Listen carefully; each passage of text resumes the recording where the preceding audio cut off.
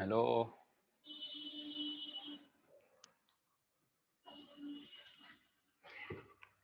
सब लोगों को आवाज आ रही है?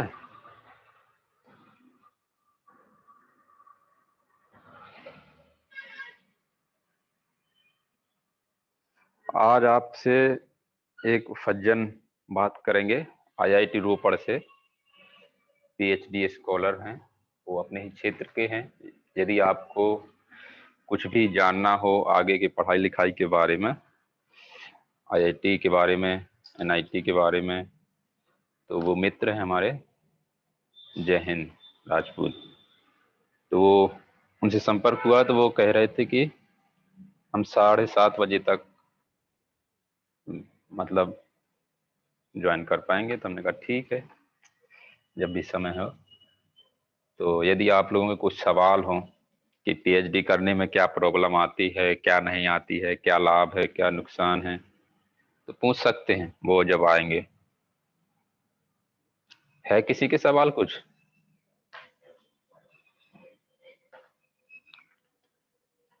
क्यों?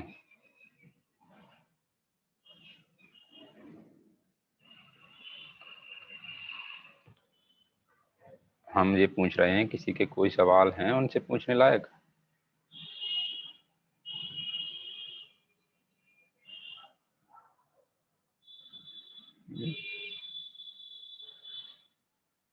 अरे बोलिए तो। कुछ बस बोलते नहीं, यही तो समस्या हो जाती है।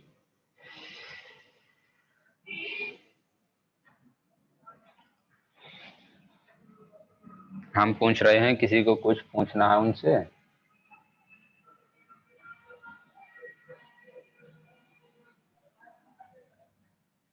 No sir. बता।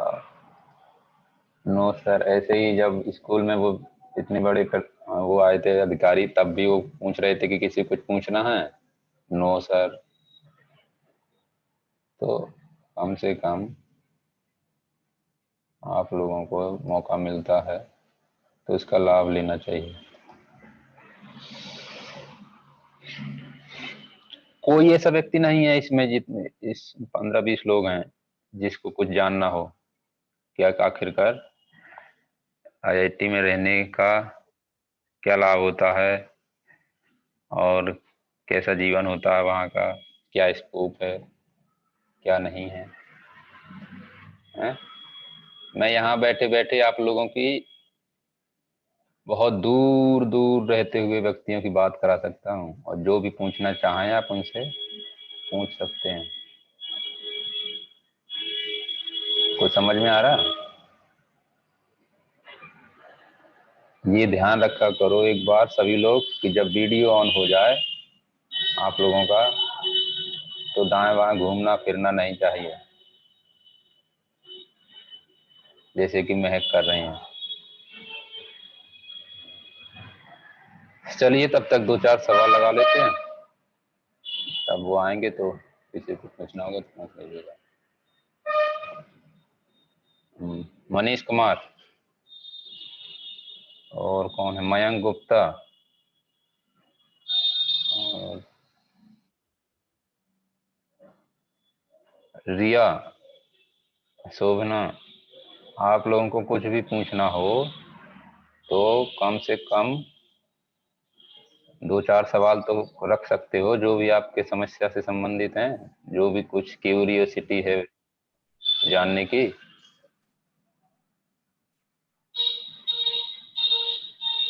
हैं? कृष्णा राजपूत, सुमित, तुम लोग तुरंत माइक ऑन करके जवाब नहीं देते हो यार, ये बहुत बड़ी ब्लंडर मिस्टेक है।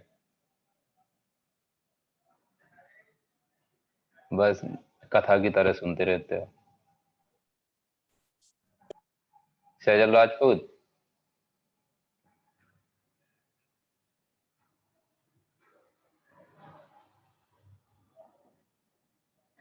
क्या आवाज आ रही है आप लोगों के पास मेरी, ये बताओ पहले।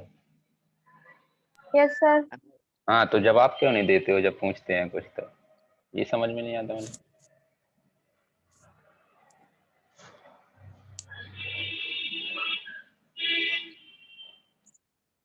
चलो, जब वो आएंगे तो देख लीजिएगा, कोई जबरदस्ती नहीं है, हमारा काम है, हम अपना काम कर रहे हैं, आपका काम है वो आप अपना काम करें।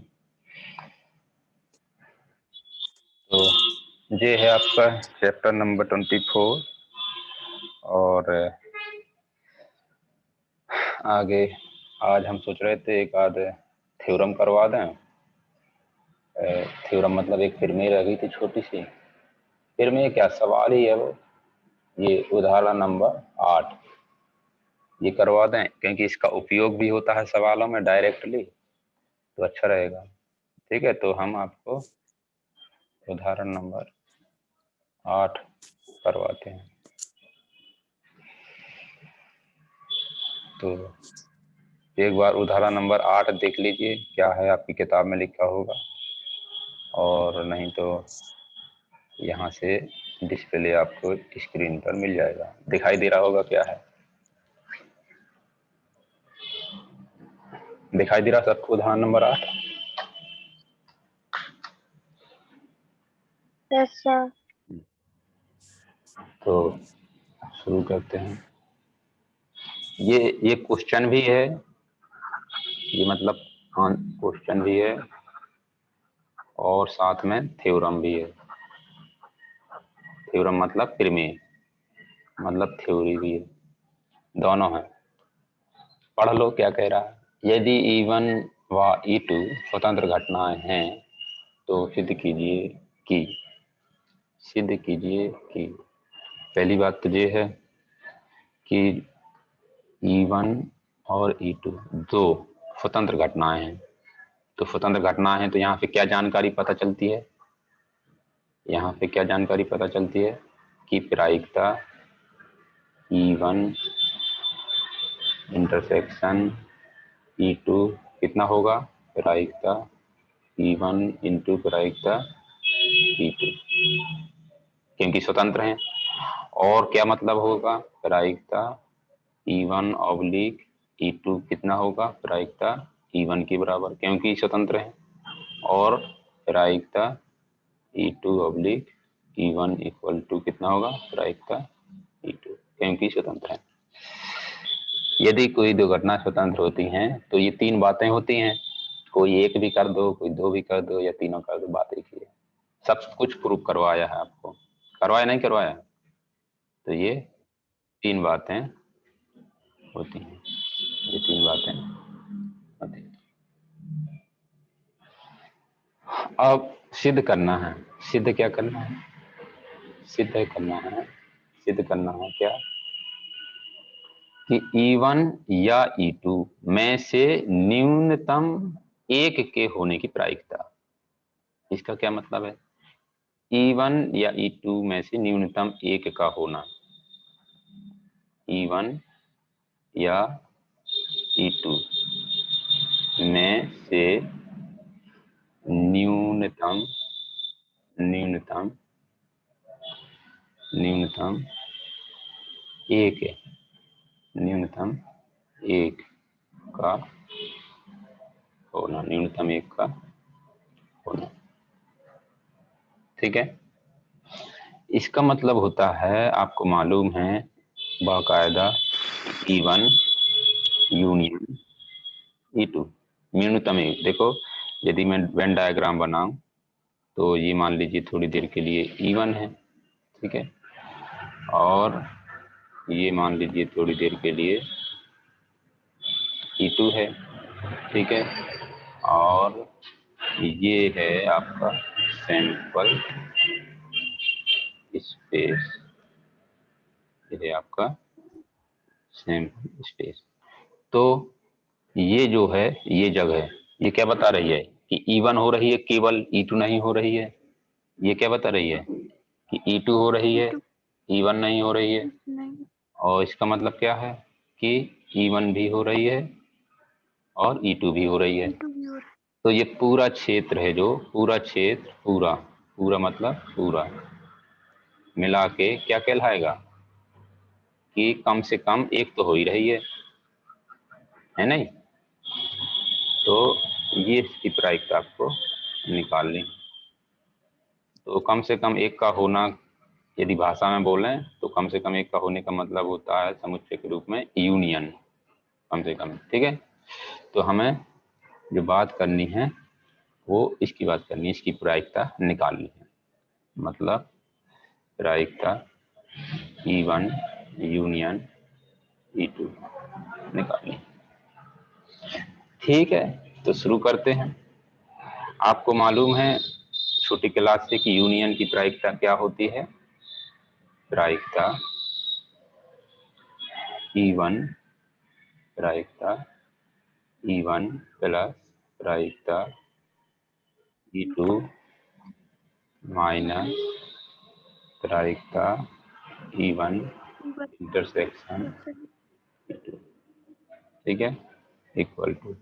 अब चूंकि E1 और E2 कैसी हैं, स्वतंत्र घटनाएं हैं, तो हम इस वाले रिजल्ट का उपयोग कर सकते हैं। तो यहाँ पर लिख लेंगे प्रायिकता E1 जैसा है वैसे ही प्लस प्रायिकता E2 माइनस प्रायिकता E1 इंटू प्रायिकता E2। ठीक है, इक्वल टू।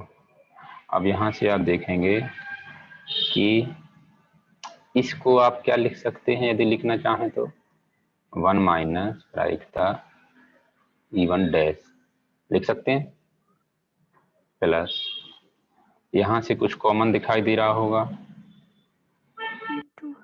यहाँ से प्रायिकता E2 कॉमन दिख रहा है।